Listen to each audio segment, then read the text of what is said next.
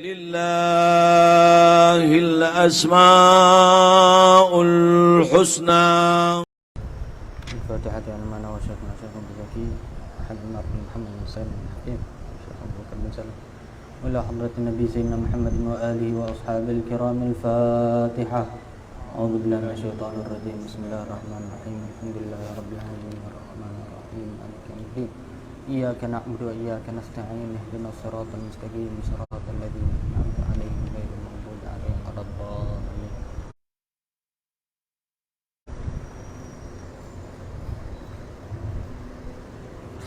بسم الله الرحمن الرحيم. الحمد لله رب العالمين وبه نستعين على أمور الدنيا والدين وصلى الله وسلم على سيدنا محمد وعلى آله وصحبه أجمعين.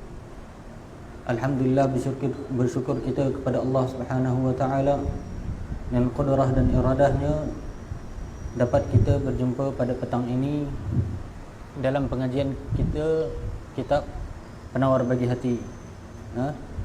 Ini kelas kedua, dalam pengajian kitab Penawar Bagi Hati. Alhamdulillah, tanpa taufik dan hidayahnya, tanpa qudrah dan iradahnya, tidak dapat sekali kita berkumpul dan berjumpa sama ada secara zahir ataupun secara alam maya pada petang ini. Bersyukur kita pada Allah Subhanahu wa taala.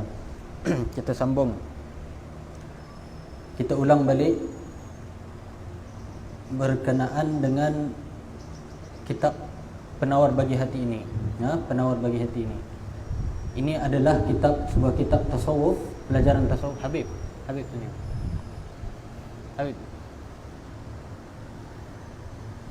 Kitab tasawuf, pembelajaran tasawuf, di mana hari ini ramai yang anggap pembelajaran tasawuf ini adalah sesuatu yang bukan lagi fardu ain.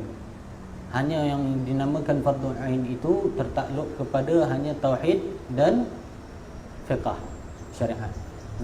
Fiqh dan syariat. Padahal tanpa tasawuf, maka segala tauhid dan syariat yang kita belajar, yang kita amalkan tak berguna. Kita akan perincikan, tengok satu persatu nanti apa kaitan kita tasawuf ini dengan rutin harian hidup kita. Akan terkait dalam setiap detik hidup kita terkait dengan tasawuf. Baik, sambung kita pada pendahuluan muka surat 4, pendahuluan firman Allah Ta'ala. Terus yang sebelum tu sikit. Maka jika tiada memelihara engkau akan dia, nescaya selagi jadi saksi semuanya atas engkau pada hari kiamat. Seperti firman Allah Ta'ala, Al-yawma nakhtimu ala afwahihim wa tukallimuna aydihim wa tashhadu arjuluhum bima kanu yaksibun. Kita sebutkan tadi, ada yang cakap tasawuf ni ahli sufi sahaja, tak ada dalil, tak ada nas dari Quran dan hadis. Kat sini kita nak tengok macam mana para alim ulama keluarkan daripada tasawuf itu. Mereka ambil daripada nas Quran dan hadis, satu persatu. Tidaklah mereka ini mengambil daripada Quran dan hadis, melainkan mereka dah faham apa yang dimaksudkan tu. Berapa ramai orang sekarang, seperti mana sabda baginda Nabi SAW, di akhir zaman nanti akan ramai pembaca Quran, qari, orang yang mahir baca Al-Quran, tetapi apa yang mereka baca itu tidak sampai kepada melebihi daripada kerongkong mereka. Kenapa? Sebab tak faham. Petik daripada Quran dan hadis. Quran kata macam ni, hadis cakap macam ni, Nabi cakap macam ni, hadis sahih. Tapi mereka tak faham apa maksudnya.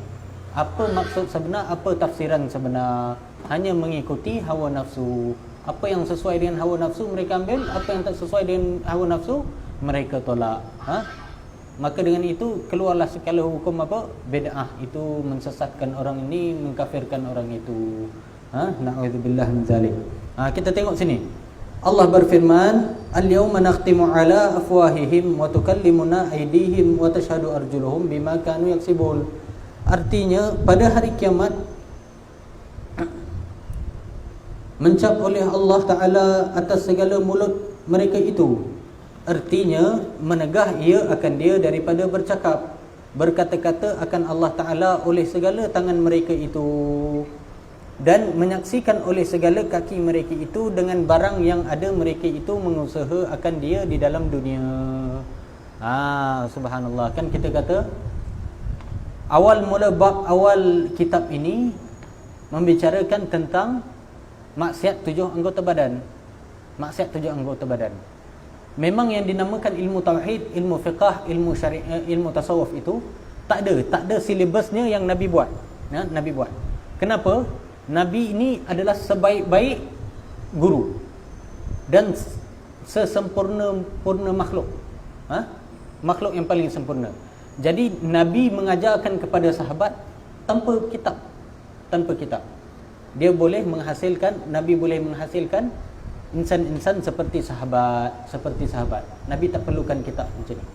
Tak perlukan. Jadi yang namakan ilmu tauhid sifat 20, mazhab Syafi'i, mazhab Hanbali, mazhab Maliki, Hanafi, semua itu ulama ambil daripada nas-nas Al-Quran dan hadis. Maka keluarlah segala hukum hakam untuk syariat dan juga untuk tauhid sifat 20. Termasuk apa? Tasawuf, segala yang dinamakan intipati tasawuf itu dikeluarkan oleh para ulama. Sumbernya apa? Al-Quran dan hadis juga. Kita tengok sini, terus dia bagi ayat Quran. Apa Allah Ta'ala cakap? Allah Ta'ala berfirman, pada hari kiamat mencap oleh Allah Ta'ala atas segala mulut mereka itu, ditutup, zipkan. Allah zipkan pada mahsyar nanti, yaumul hisab nanti, Allah tutupkan mulut manusia. Dihisab. Manusia kat sini kau boleh tipu. Oh, cakap macam ni, konon baik. Orang tak tahu, tak apa. Hidup orang sanjung lagi, orang panggil ustaz lagi, orang panggil macam-macam lagi gelaran baik. Allah Ta'ala yang tahu. Tapi nanti di kemudian hari Allah tutup mulut. Kau nak tipu, kau nak apa, dah tak boleh. Apa yang akan bicara pada hari itu?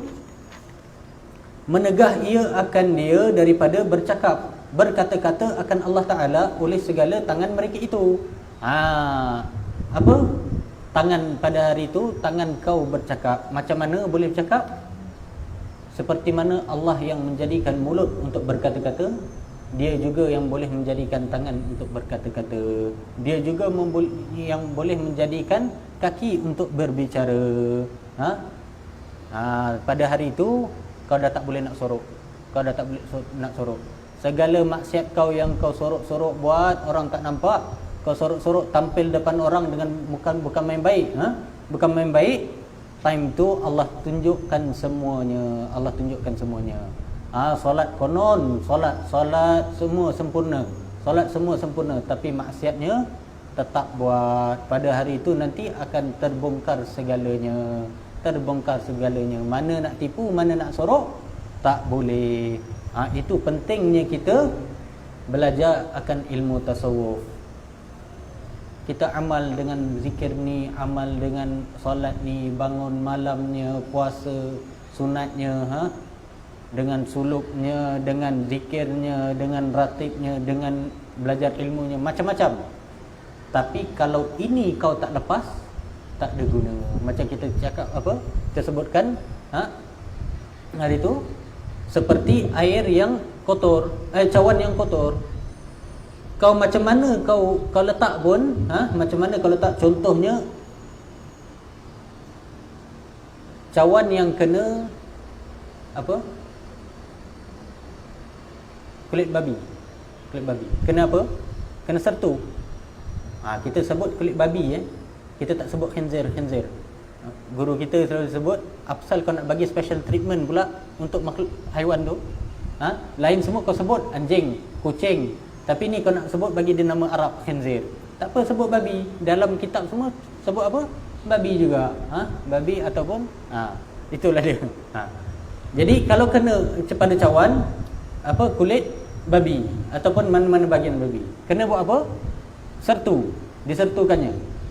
Selagi mana tak satu, kau tuanglah air zam-zam ke berpuluh kali pun, selagi tak cukup syarat satunya, selagi itu kotor. Jadi selagi mana kau buat segala macam taat dan segala macam ibadat, selagi kau tak stop buat maksiat, selagi itu kau kotor. Selagi itu kau kotor. Nanti pada mahsyar nanti Allah cakap apa? Allah cerita apa dalam surah Al-Kahfi setiap Jumaat kita baca apa? Alladzina dhalla sa'yuhum fil hayatid dunya. Mereka yang kami sesatkan mereka di kehidupan dunia mereka. Wahum yahsabuna annahum yuhsinuna sun'a. Tetapi mereka sangka mereka dalam keadaan ataupun amal yang baik. Nanti pada mahsyar terkeluar segala anggota tangan kau bercakap, segala anggota mata kau bercakap, telinga kau bercakap, kaki kau bercakap, perut kau bercakap, alat kelamin kau bercakap. Time tu kau nak defend pun, kau nak tipu pun tak boleh keluar walau sepatah perkataan. Dan menyaksikan oleh segala kaki mereka itu dengan barang yang ada mereka itu mengusaha akan dia di dalam dunia. Allah sebut apa? Kaki dan tangan. Kaki dan tangan bukan tertakluk pada Allah sebut kat sini kaki dan tangan. Tapi apa yang Allah maksudkan dari situ? Segala anggota badan. Segala anggota badan, 7 anggota badan ni. 7 anggota badan semua akan menjadi saksi atas engkau. Minta maaf ya kalau ada yang terkena pada pembelajaran tasawuf ini. Minta maaf. Sebab yang paling terkena sekali kalau buka pembelajaran tasawuf, yang paling terkena sekali ini yang tengah bercakap ni. Yang tengah bercakap ni adalah manusia yang paling terkena sekali. Jadi itulah tujuan untuk kita belajar, untuk kita sama-sama sama-sama kita memperbaiki diri kita menjadi hamba Allah yang sebenar-benarnya. Real, bukan yang belakang orang lain, depan orang lain. Sama-sama kita. Jadi dalam tasawuf ni juga, kalau kita tengok sini dalam kitab, dia tak guna kamu ataupun saya, dia guna kau. Kenapa? Memang untuk tujukan, untuk mengubah, untuk sentuhkan hati orang. Jadi dalam semua kitab tasawuf kat situ ditulis kau. Maka wajiblah engkau. Engkau. Jadi dia tak berlembut. Memang dia nak merubahkan, dia nak cuitkan hati kita.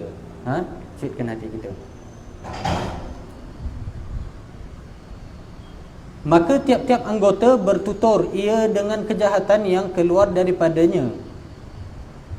Dan firman Allah Ta'ala, wa ma kuntum tastatiruna an yashhada alaikum sam'ukum wala absarukum wala juludukum. Artinya, dan tiada ada kamu dahulu di dalam dunia bersembunyi pada ketika mengerjakan kejahatan daripada menyaksikan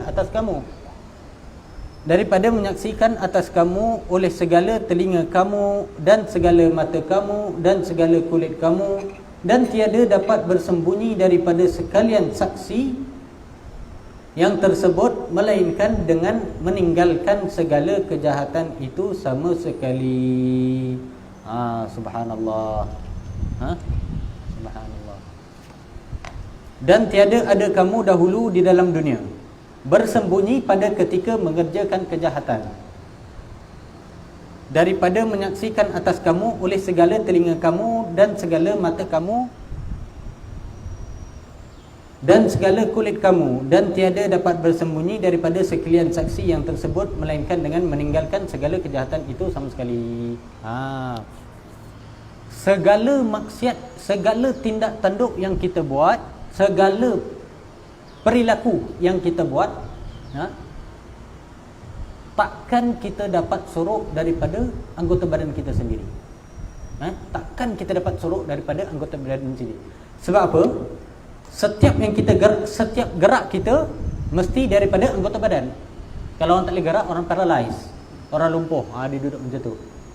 Jadi tak boleh buat apa. Orang koma ke. Itu hanya detikan hati. Tapi selagi mana kita boleh bergerak, setiap gerakan kita itu kita takkan boleh dapat sorok. kita takkan boleh dapat sorok. Kau soroklah dari manusia ke dari haiwan ke, tapi dari diri kau sendiri kau takkan dapat sorok. Takkan boleh dapat sorok. Jadi pada apa? Sebab tu Allah sebut nanti yang menyaksikan anggota badan kamu. Kenapa? Kau boleh sorok dari mana-mana pun, tapi dengan anggota badan kau, dengan diri kau sendiri, kau takkan dapat sorok. Jadi sebab tu Allah bagi, kau nak sorok dari semua kan? Nah, aku bagi kau sendiri yang akan jadi saksi atas diri kau sendiri. Kau sendiri itu apa? Anggota badan kau sendiri yang akan menjadi saksi atas diri kau sendiri. Kenapa?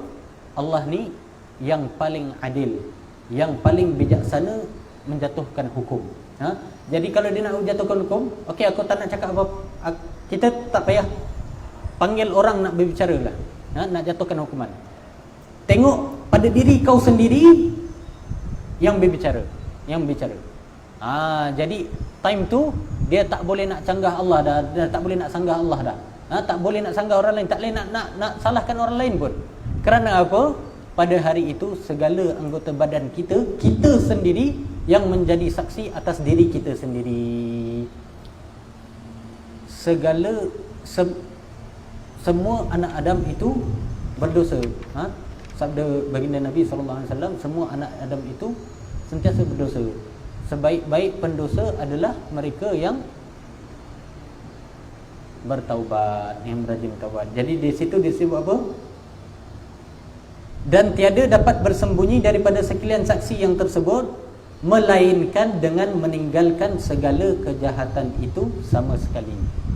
Meninggalkan segala kejahatan itu sama sekali. Apa maksud tu?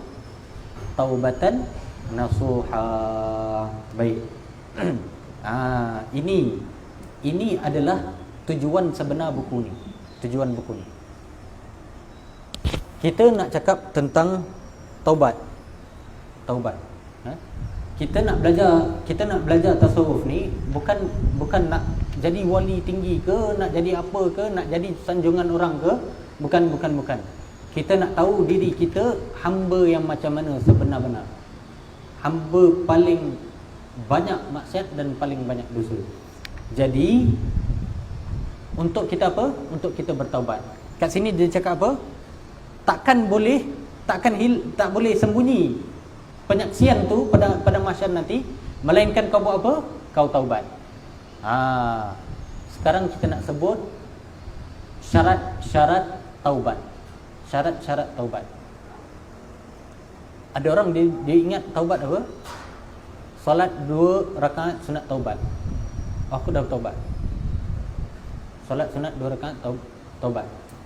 Aku dah bertaubat. Ataupun aku dah tak buatlah dosa tu. Aku dah taubat dah cuci tangan dah lama dah 10 tahun aku tak buat dosa tu. Itu dah taubat belum? Belum. Jadi kita nak sebutkan satu persatu syarat taubat. Syarat taubat.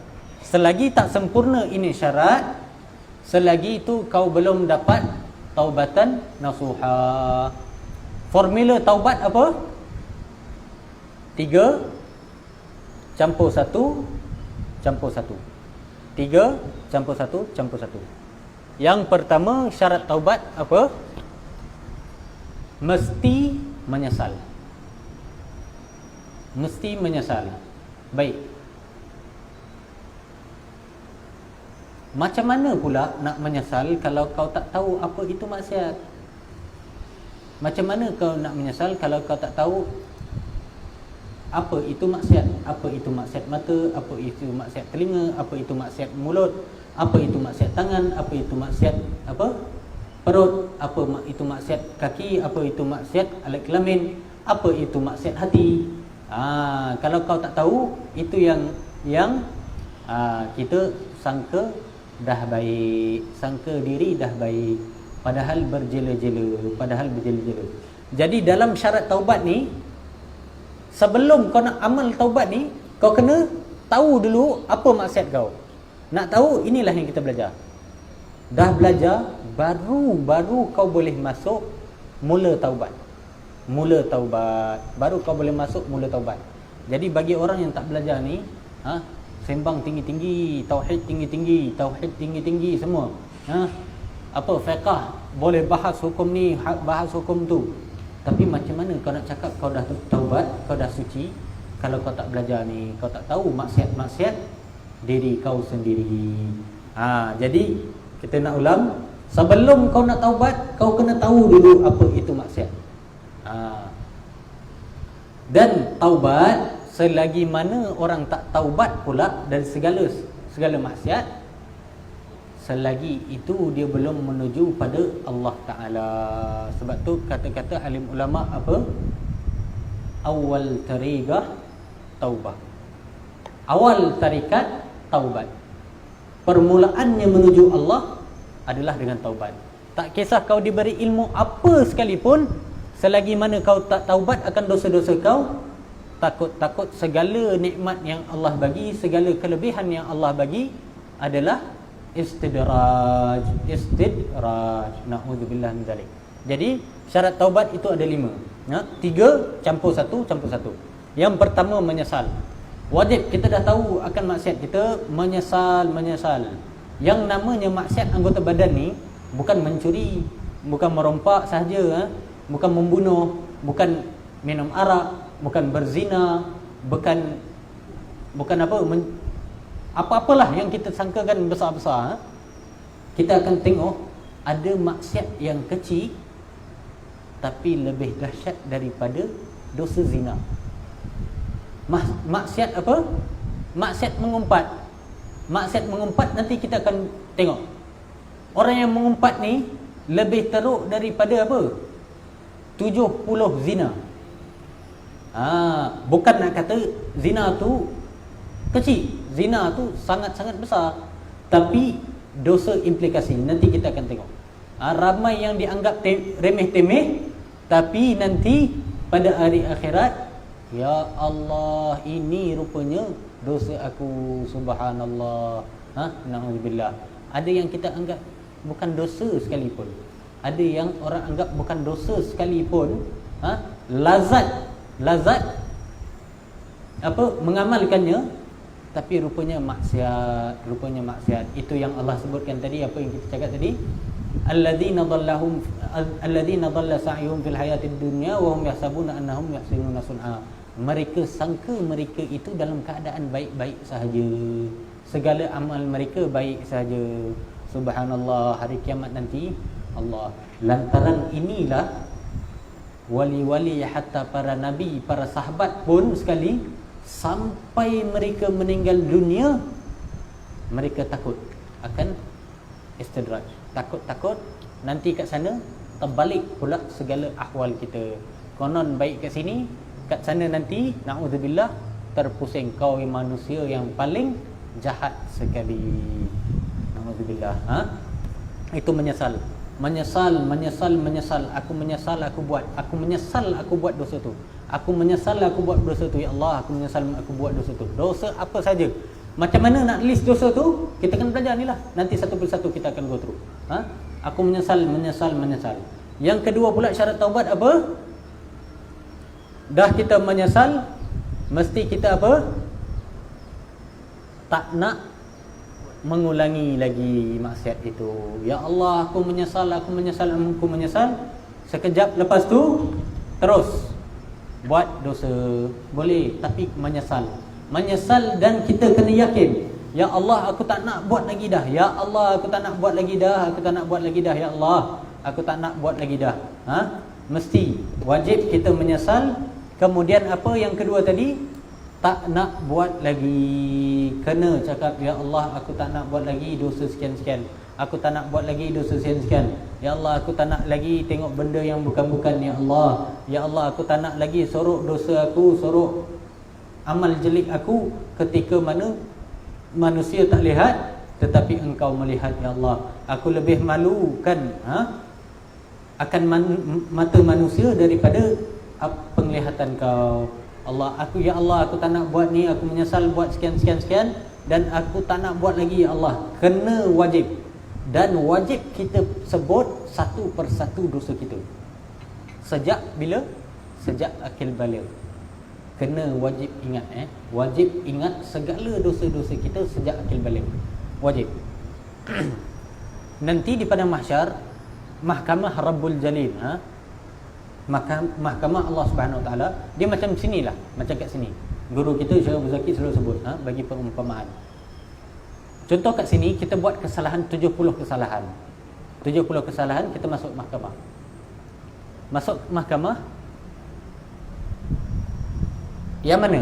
Sama ada hakim tu, okey, dengan 70 kesalahan ni aku jatuhkan kau 10 hukuman. Ataupun satu persatu diberi satu-satu hukuman. Yang mana? Yang pertama ke yang kedua? Yang kedua. Satu persatu, kita ada 70 kes mahkamah, dibicarakan satu persatu, bukan dilonggokkan 70 sekali. Contoh kita ada saman kereta lah. Saman kereta, 10 saman kereta. 10 saman kereta. Yang nama 300 tu, 300 bayar saman tu, adakah 10 sekali ataupun tiap-tiap satu? Tiap-tiap satu. Jadi pada mahsyar nanti, setiap satu catatan kita, setiap satu dosa-dosa kita akan dibicarakan, subhanallah, akan dibicarakan. Jadi dia satu-satu, case by case. Kau dah settle. Jadi kalau kau tak settlekan kat dunia ni, nanti kat padang mahsyar baru disettlekan. Na'udzubillah, kat padang mahsyar hisabnya sendiri satu dosa tu, hisabnya satu dosa dah cukup jadi azab. Hisabnya satu dosa kecil dah cukup menjadi azab. Jadi wajib kita cakap, ya Allah, dosa mata aku ya Allah, pada umur sekian-sekian aku tengok sekian-sekian, pada umur sekian-sekian aku tengok sekian-sekian, waktu aku kat universiti aku tengok sekian-sekian, aku tengok pada aku kerja aku tengok dunia dengan macam ni, cara macam ni, dengan aku tengok kereta orang tu macam ni. Aku wajib kita sebutkan, ingat satu persatu, dan jangan cakap tak boleh ingat. Afwan.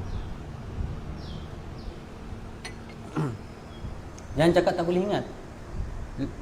Antara tanda Allah kabulnya taubat, Allah akan bukakan apa? Itulah awal mula kasyaf para awliya.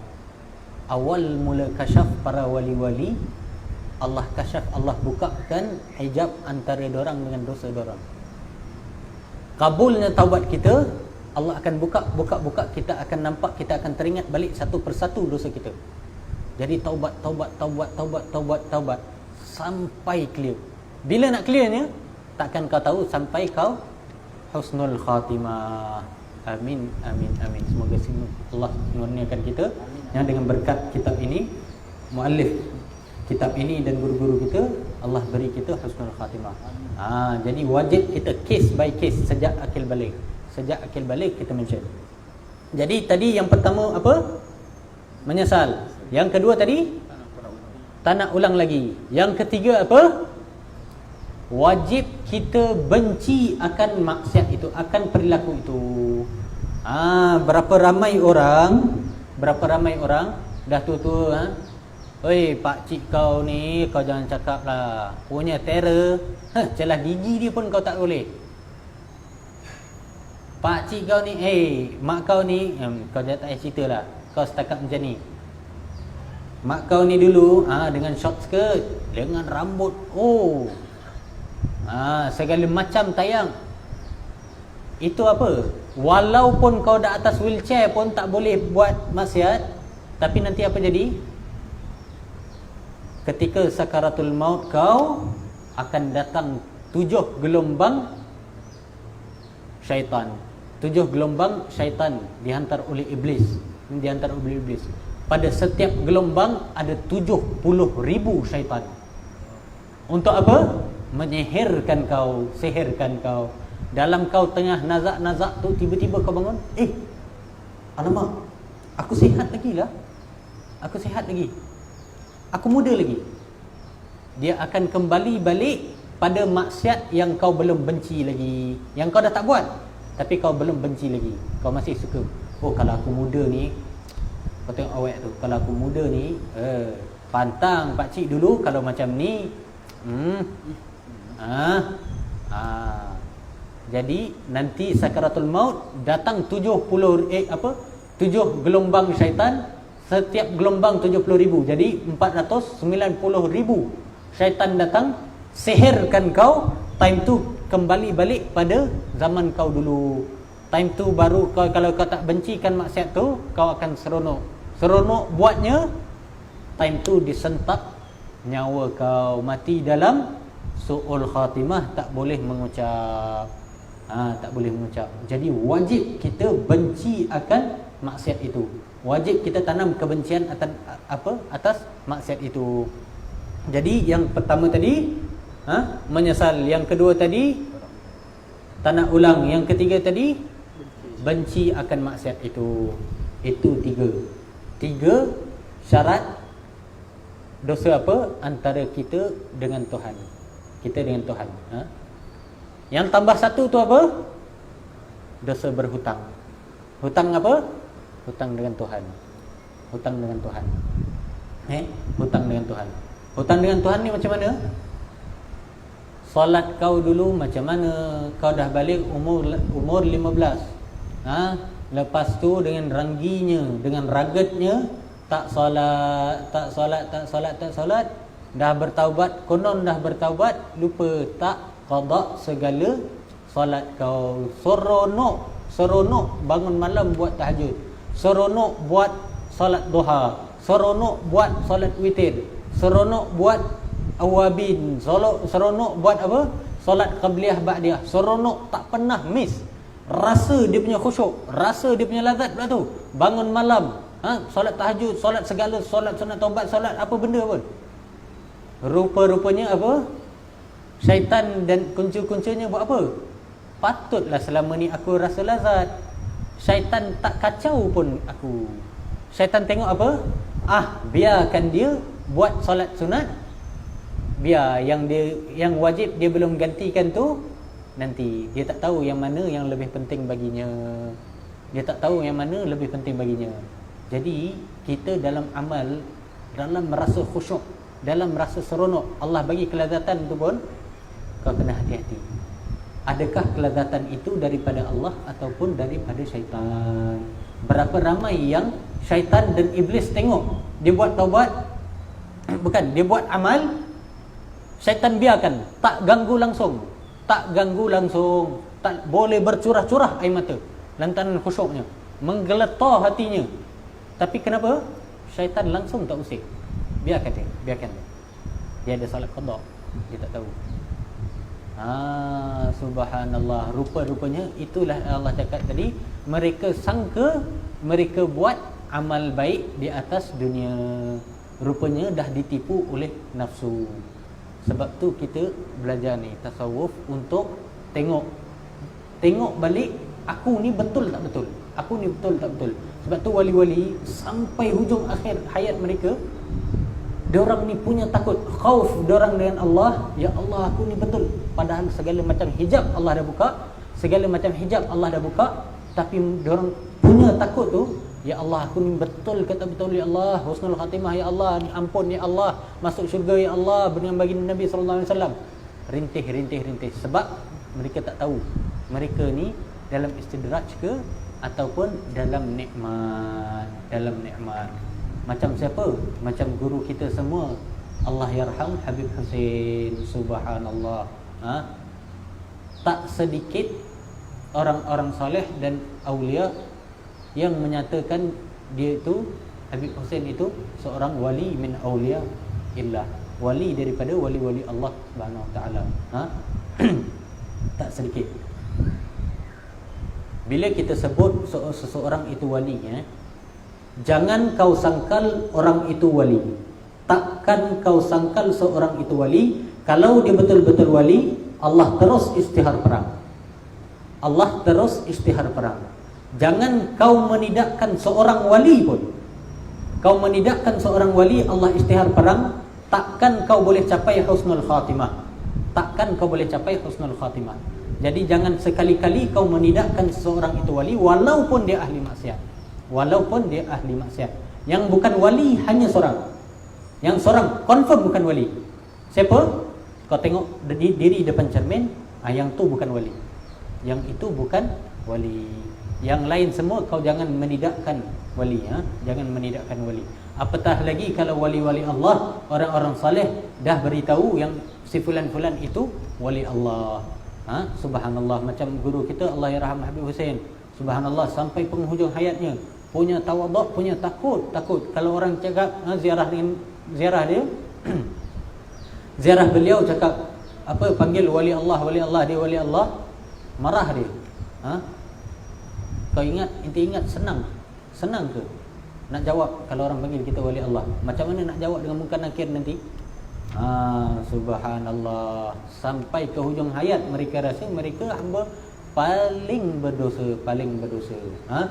Jadi apa tadi? Kita hutang kita dengan Allah, hutang kita dengan Tuhan. Hutang kita dengan Tuhan wajib kita qada, wajib kita bayar balik. Contohnya puasa. Aku sejak umur akhir balik curi-curi. Ramadan sikit umur aku 16. Aku tak puasa Ramadan tu, pergi sekolah minum air pipe kat sekolah. Kat rumah masuk bilik air, togak air pipe. Apa? Aku masuk universiti pula, aku tengah berfoya-foya, tak puasa. Wajib kau kira. Sekian umur aku time ni adalah juga aku puasa. Tapi mungkin dalam seminggu tu aku ada termiss 2-3 hari lah. Wajib kira. Jadi umur aku tahun tu setiap minggu 3 hari aku miss. Jadi kira ada 4 minggu, 3 kali 4 12 hari. Jadi untuk tahun tu 12 hari aku miss puasa. Wajib qada dan wajib bayar fidyah. Ada orang yang dah meninggal ada harta faraid. Tapi bila dikira balik, dia kena bayar fidyah apa, puasanya sekian puluh ribu, 50 ribu. Bila bagi tahu pada waris nak guna harta faraid tu, nak bayarkan fidyahnya, waris boleh benarkan, boleh tolak, tak nak bayar. Jadi apa? Biarlah mak kau, bapak kau tanggung sendiri dalam kubur. Jadi wajib bayar sebelum kau mati.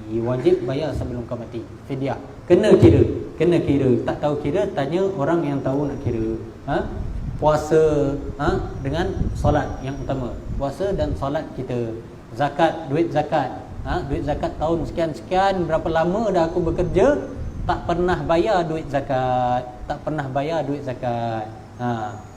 Jadi wajib kita bayar dengan Tuhan. Kira sejak bila akil balik. Itu yang tambah 1. Jadi 3 campur 1. Yang campur 1 kelima ni apa? Hutang kita dengan manusia pula. Dosa antara manusia dengan manusia paling susah, paling dahsyat. Jadi sangat perlu berhati-hati. Sebab apa? Nanti pada mahsyar, nanti pada hisab, timbangan tu satu persatu kes kita dibicarakan. Nanti Allah, ini dosa antara kau dengan hamba aku. Time tu Allah cakap apa? Kat sini aku takkan bagi kau apa-apa melain kau dah settle dosa ni dengan fulan bin fulan. Time tu nanti semalam kita ada sebut berapa puluh ribu, berapa juta, berapa puluh bilion, trilion makhluk Allah. Hatta pada kucing, kau hutang pada kucing pun kau kena minta maaf. Dia akan balas balik pada kau nanti pada mahsyar nanti. Kau nak cari macam mana trilion manusia, kau mengumpat seorang je, kau kena pergi cari dia. Macam mana nak cari itu? Kau pusinglah padang mahsyar tu. Tak payah padang mahsyar, kau jalan kaki pusing Johor Bahru ni pun sanggup? Takkan sanggup. Macam mana kau nak pusing nanti padang mahsyar Allah? Nauzubillah min dzalik. Jadi itu hutang dengan manusia. Hutang dengan manusia macam mana? Yang duitnya wajib bayar balik. Yang dah cederakan dia, dah mengumpat dia, wajib kau minta maaf. Dia tak boleh pergi selamat hari raya, maaf saya batin, 00 ya, 00. Nanti 1000 kosong. kat padang mahsyar. Rupa-rupa oh kosong-kosong. Kau dulu hari raya cakap aku kosong-kosong. Rupanya kau ada hutang aku 1,000 je. Mari sini 1,000. Mari sini 1,000. Hati-hati dosa kita dengan manusia. Selalu dipesan oleh guru kita Syekh Abu Zaki, dosa mengumpat. Dosa mengumpat fulan bin fulan, okey. Itu pun dah susah. Ini pula kau pergi mengumpat satu bangsa. Macam mana? Kau tengok si Indon tu, Mamat Indon memang macam tu, Mamat Indon, Bangla memang macam tu, Mamat Bangla. Mamat Bangla kau cakap. Segala Mamat Bangla tu nanti datang pada padang mahsyar. Abang dah mengumpat saya. Ni pahala mana? Dosa mana? Macam mana mau kira? Mak Bangla tu datang, abang ni bagi. Ini dosa saya, abang ambil. Pahala abang saya ambil ya. Okey, terima kasih abang. Berapa juta mat Bangla, berapa million mat Indon.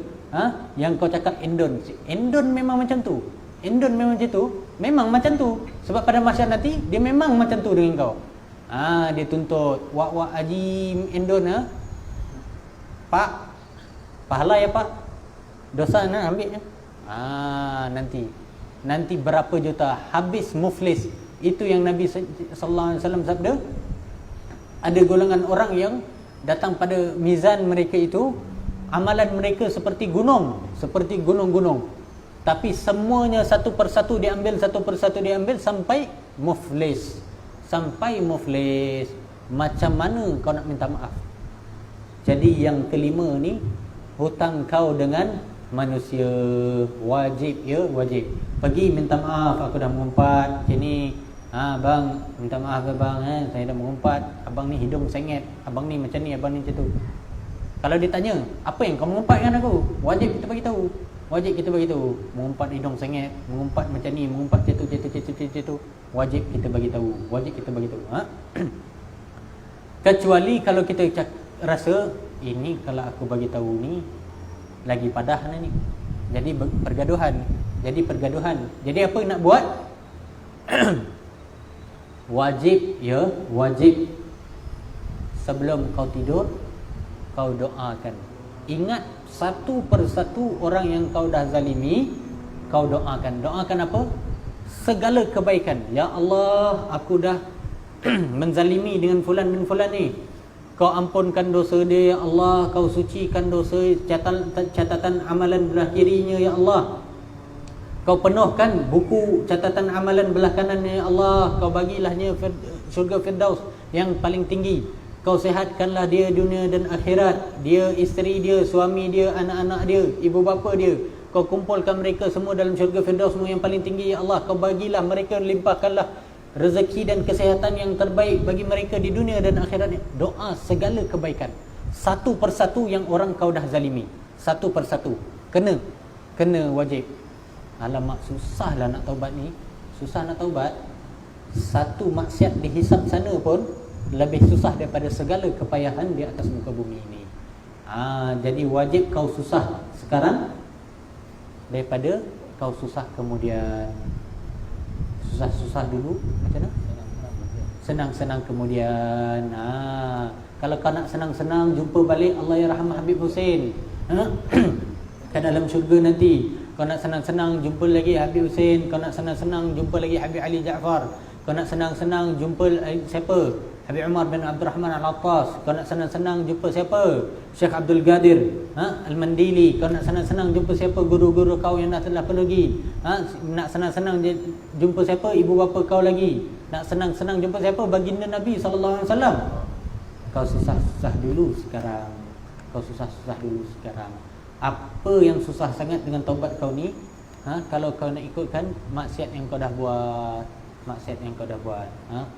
Subhanallah. Jadi itu wajib. Antara manusia wajib kau settlekan doa segala kebaikan. Sebab tu dalam ratib kita walawil huquqi alaina kan, dan mereka yang ada hak atas kami. Ya, mereka yang ada hak atas kami itu siapa? Mereka yang akan tuntut kami pada mahsyar nanti. Mereka yang itulah yang ada hak atas kami. Jadi wajib kita settlekan. Ini 5 syarat taubat. Wajib kita tiap-tiap hari. Sebab itu yang kita katakan wali-wali Allah, orang-orang saleh, dalam setiap keadaan mereka bertaubat pada Allah. Taubat apa? Sebab bukan sikit nak ditaubatnya. Kalau fikir balik umur kita, sejak kita akil balik, sikit ke dosa kita? Dosa mata pun takkan kau boleh settlekan sampai kau mati. Dosa mata sahaja takkan kau boleh settlekan sampai kau mati. Sebab tu wali Allah, mereka bercakap dengan kita, mereka bergurau sendiri dengan kita, tapi hati dorang, ya Allah, aku taubat dosa aku ni, aku taubat dosa aku yang ni, aku taubat dosa aku. Satu persatu. Jadi orang yang sangkingkan selalunya bertaubat, baru Allah bagi dia sedar betapa hina dirinya. Orang kalau dah tahu diri ni kotor, boleh tak dia bersombong? Boleh tak dia beriak? Macam mana kau nak sangka diri kau baik kalau dosa mata kau pun takkan kau boleh settle sampai mati? Macam mana? Subhanallah. Jadi itu adalah daripada taubat tadi. Jadi kita dah bincangkan syarat taubat nasuha. Sekarang ni sebelum kita mulakan taubat, kita kena tahu yang tadi apa? Dosa. Apa itu dosa? Baru kita boleh buat taubat. Jadi inilah tujuan kita belajar kitab kita, Penawar Bagi Hati, untuk tahu maksiat kita supaya kita boleh bertaubat. Selagi mana kau tak tahu maksiat kau, selagi tu kau tak boleh taubat. Selagi tu kau tak boleh taubat, kau belum mula pun pada jalan tarikat. Macam mana kepada Allah kau nak dekat? Macam mana? Tak boleh. Jadi wajib kau taubat, wajib kau bertaubat. Subhanallah. Baik.